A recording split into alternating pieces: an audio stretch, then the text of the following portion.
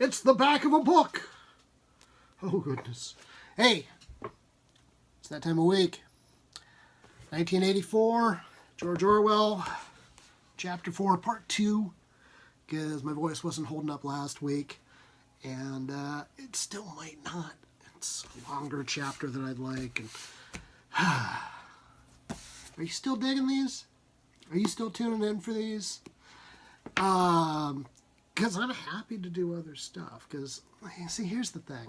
Premise of this entire endeavor, reading 1984, the premise of this entire endeavor is that the president doesn't read.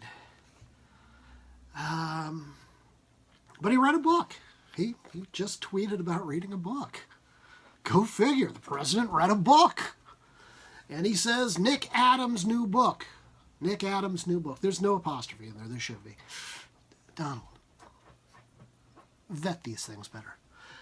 Nick Adams' new book, Green Card Warrior, is a must-read. The merit-based system is the way to go.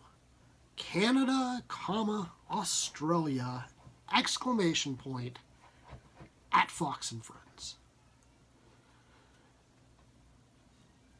So actually, maybe he didn't read the book. Maybe he just saw a review or an interview with the author or something like that. So, I'm not completely convinced. Donald, I want a book report. So I went over to Amazon to look at it because, easiest way to pull up reviews. And it seems kind of difficult to click on the one-star review. That tells me something. That it's hovering at 22 reviews. And I'm sure it's getting slammed by people that saw the tweet. And they're either going to be positive or negative. But the negative review that is there, that I did find, is that it is a whiny tale of a guy upset at having to go through the long process for legal immigration and who felt entitled to special treatment because he is white and Christian. Pure propaganda that I will be ripping up to line my guinea pig's cage. Oh, here's another one. Shaved Kangaroo writes book number 2, Reasons Unclear. Australia got lucky when Nick Adams decided to move. Unfortunately, America pulled the short straw and we got stuck with him.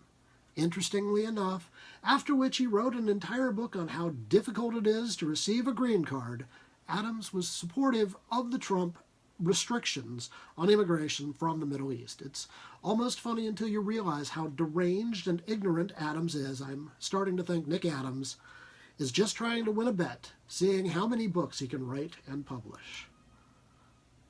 Aren't we all? Well, we're hedging our bets. He does seem to get a lot of positive reviews, so, it's at least getting the think tank crowd. 1984, Chapter 4, Part 2 today. Which means I get to start with a but actually.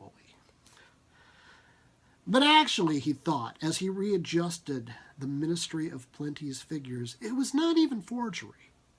It was merely the substitution of one piece of nonsense for another. Most of the material that you were dealing with had no connection with anything in the real world, not even the kind of connection that is contained in a direct lie. Statistics were just as much a fantasy in their original version as in their rectified version.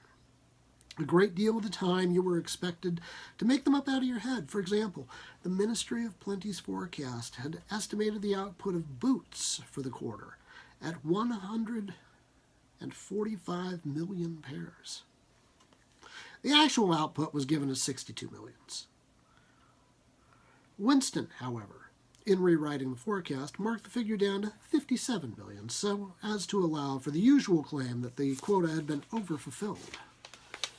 In any case, 62 millions was no nearer the truth than 57 millions, or than 145 millions. Very likely no boots had been produced at all. Likelier still, nobody knew how many had been produced, much less cared. All one knew was that every quarter astronomical numbers of boots were produced on paper, while perhaps half the population of Oceania went barefoot. And so it was with every class of recorded fact, great or small. Everything faded away into a shadow world in which finally even the date of the year had become uncertain. Winston glanced across the hall, and the corresponding cubicle on the other side, a small, precise-looking, dark-chinned man named Tillotson was working steadily away with a folded newspaper on his knee and his mouth very close to the mouthpiece of the speakwrite. He had the air of trying to keep what he was saying a secret between himself and the telescreen. Here, I'll move in. This will be our little secret on the telescreen. Oh, I lost my damn place. There we go. He looked up, and his spectacles darted a hostile flash in Winston's direction. Great little detail, isn't it? Winston hardly knew Tillotson and had no idea what work he was employed on. People in the records department did not readily talk about their jobs. In the long, windowless hall, with its double row of cubicles and its endless rustle of papers and hum of voices murmuring into speakwrites, there were quite a dozen people whom Winston did not even know by name, though he daily saw them, hurrying to and fro in the corridors or gesticulating in the 2 minutes' hate. He knew that in the cubicle next to him, the little woman with sandy hair toiled day in, day out, simply at tracking down and deleting from the press the names of people who had been vaporized and were therefore considered never to have existed. There was a certain fitness in this, since her own husband had been vaporized a couple of years earlier. And a few cubicles away, a mild, ineffectual, dreamy creature named Ampleforth, with very hairy ears and a surprising talent for juggling with rhymes and meters, was engaged in producing garbled versions, definitive texts, as they were called, of poems which had become ideologically offensive, but which for one reason or another were to be retained in the anthologies. And this hall, with its 50 workers or thereabouts, was only one subsection, a single cell, as it were, in the huge complexity of the records department. Beyond, above, below, were other swarms of workers engaged in an unimaginable multitude of jobs. There were the huge printing shops with their sub-editors, their typography experts, and their elaborately equipped studios for the faking of photographs. There was the teleprogram section with its engineers, its producers, and its teams of actors specially chosen for their skill in imitating voices. There were the armies of reference clerks, whose job was simply to draw up lists of books and periodicals which were due for recall. There were the vast repositories where the corrected documents were stored, and the hidden furnaces where the original copies were destroyed.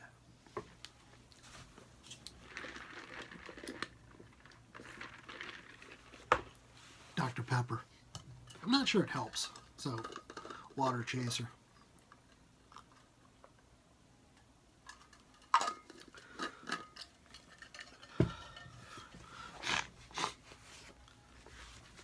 Yeah, I'm still sick. Not fun. Alrighty. Where was I? I was on some kind of destroyed, wasn't I? Yeah, there we go. Hidden furnaces where the original copies were destroyed. And somewhere or other, quite anonymous, there were the directing brains who coordinated the whole effort and laid down the lines of policy which made it necessary that this fragment of the past should be preserved, that one falsified, and the other rubbed out of existence. And the records department, after all, was itself only a single branch of the Ministry of Truth, whose primary job was not to reconstruct the past, but to supply the citizens of Oceania with newspapers, films, textbooks, telescreen programs, plays, novels, with every conceivable kind of information, instruction, or entertainment, from a statue to a slogan, from a lyric poem to a biological treatise, and from a child's spelling book to a Newspeak dictionary. And the ministry had not only to supply the multifarious needs of the party, but also to repeat the whole operation at a lower level for the benefit of the proletariat. There was a whole chain of separate departments dealing with proletarian literature, music, drama, and entertainment generally. Here were produced rubbishy newspapers containing almost nothing except sport and crime and astrology, sensational 5-cent novelettes, films oozing with sex, and sentimental songs, which were composed entirely by mechanical means on a special kind of kaleidoscope known as a versificator. There was even a whole subsection, pornosec, it was called in Newspeak, engaged in production of the lowest kind of pornography, reality television, which was sent out in sealed packets and which no party member, other than those who worked on it, was permitted to look at. 3 messages had slid out of the pneumatic tube while Winston was working, but they were simple matters, and he had disposed of them before the 2 minutes' hate interrupted him. When the hate was over, he returned to his cubicle, took the Newspeak dictionary from the shelf, pushed the speak right to one side, cleaned his spectacles, and settled down to his main job of the morning. Winston's greatest pleasure in life was in his work. Most of it was a tedious routine, but included in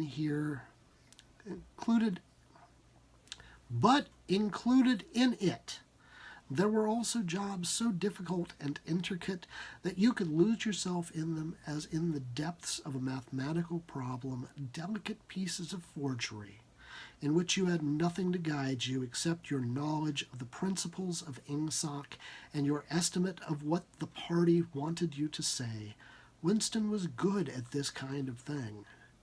On occasion, he had even been entrusted with the ratification of the Times' leading articles, which were written entirely in Newspeak. He unrolled the message that he had set aside earlier. It ran, Times, 3/12/83. Reporting BB, day order, double plus on good, refs on persons, rewrite, full right, ups up, anti-filling. In Old Speak, or Standard English, this might be rendered, the reporting of Big Brother's order for the day in the Times of December 3rd, 1983 is extremely unsatisfactory and makes reference to non-existent persons. Rewrite it in full and submit your draft to higher authority before filing. Winston read through the offending article. Big Brother's order for the day, it seemed, had been chiefly devoted to praising the work of an organization known as FFCC, which supplied cigarettes and other comforts to the sailors in the floating fortresses. A certain Comrade Withers, a prominent member of the inner party, had been singled out for special mention and awarded a decoration, the Order of Conspicuous Merit, 2nd class. 3 months later, FFCC had suddenly been dissolved with no reasons given. One could assume that Withers and his associates were now in disgrace, but there had been no report of the matter in the press or on the telescreen. That was to be expected, since it was unusual for political offenders to be put on trial or even publicly denounced. The great purges involving thousands of people, with public trials of traitors and thought criminals who made abject confessions of their crimes and were afterwards executed, were special showpieces, not occurring oftener than once in a couple of years.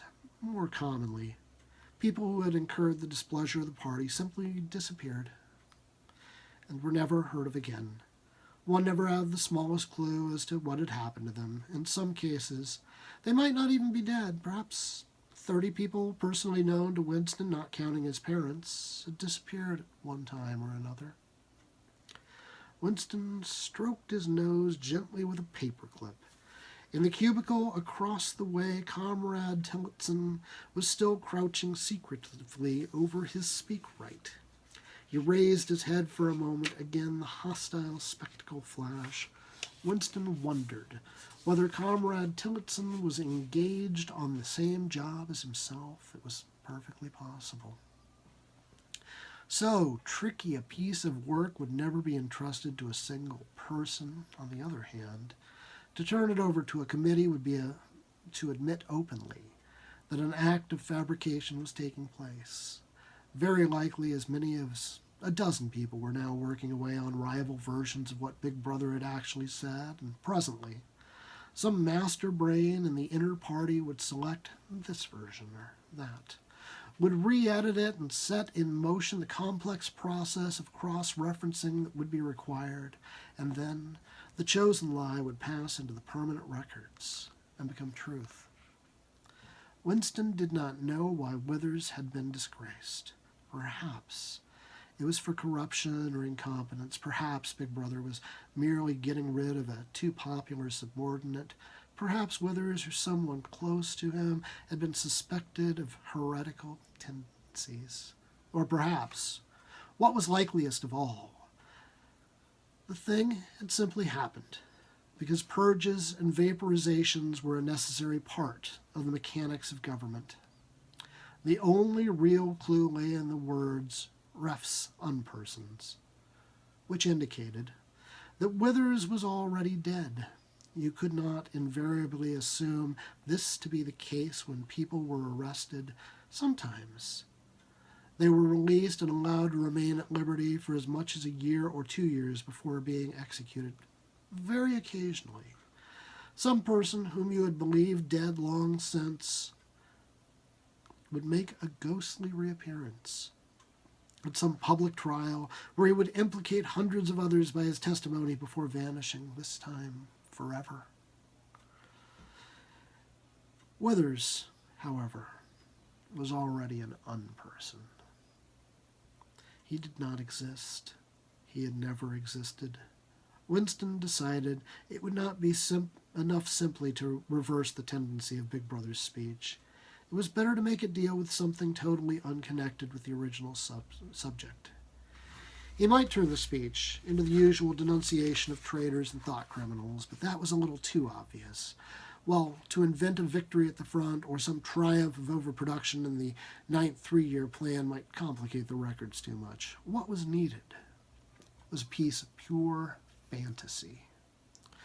Suddenly, there sprang into his mind, ready-made as it were, the image of a certain Comrade Ogilvy, who had recently died in battle in heroic circumstances. There were occasions when Big Brother devoted his rank-and-file party member whose life and death he held up as an example worthy to be followed. Today he should commemorate Comrade Ogilvy. It was true.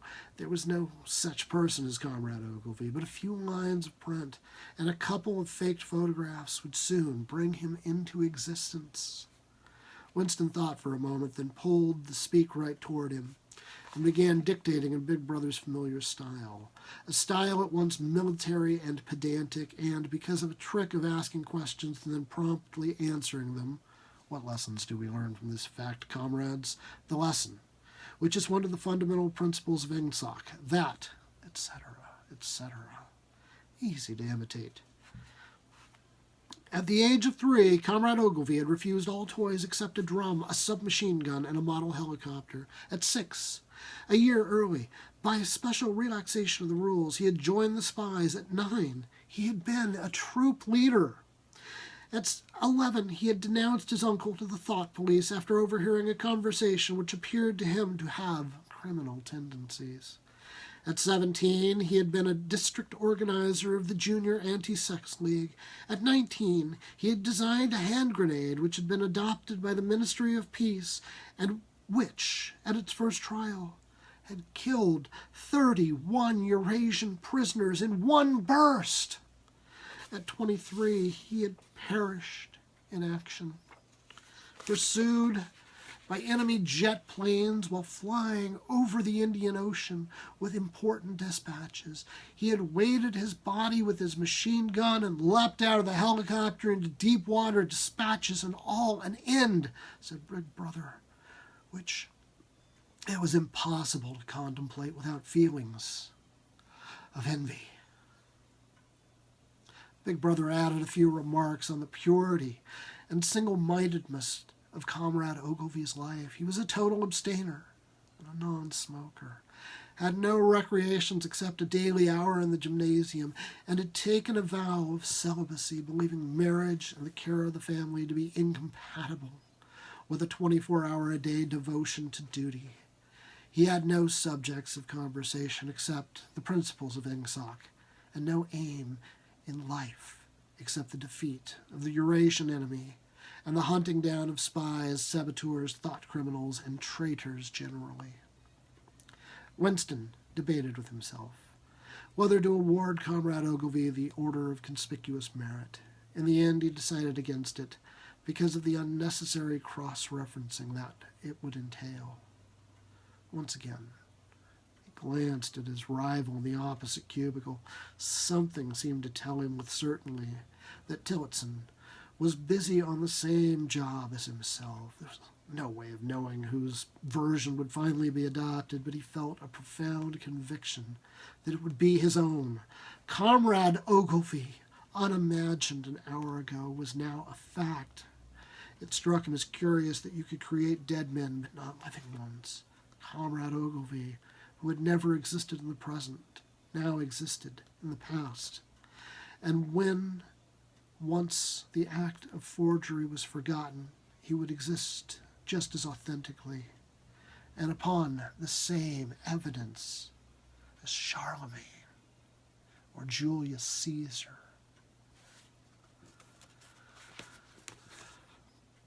Tune in next Friday for Chapter 5. Thank you for tuning in today. I hope you enjoyed it. I hope you're enjoying this. This is the Word Hoard site, so I should mention we make books.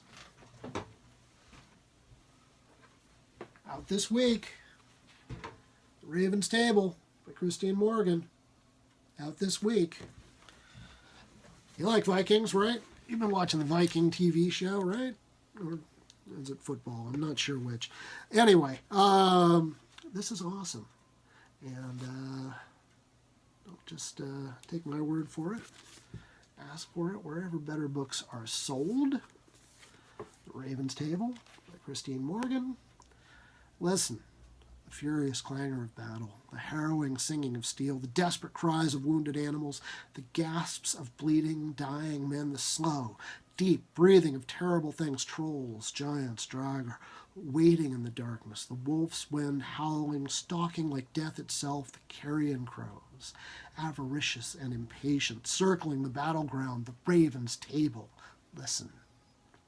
The skald's voice, low, canting, weaving tales of fate and heroism, battle and revelry, of gods and monsters, and of the women and men that stand against them, of stormy Scandinavian skies and settlements upon strange continents, of mead hall victories, funeral pyres, dragon-proud ships, and gold-laden tombs, of Ragnarok, of Valhalla. For a decade, author Christine Morgan's Viking stories have delighted readers and critics alike, standing apart from the anthologies they appeared in. Now, Word Hoard brings you The Raven's Table, the first ever collection of Christine Morgan's Vikings, from The Barrowmaid to Arkheim's Horror and beyond. These tales of adventure, fantasy, and horror will rouse your inner Viking. So, hey, thank you for tuning in. I hope you're enjoying 1984. If you want to keep me reading it, comment, say something, share a link, and I'll see you next week.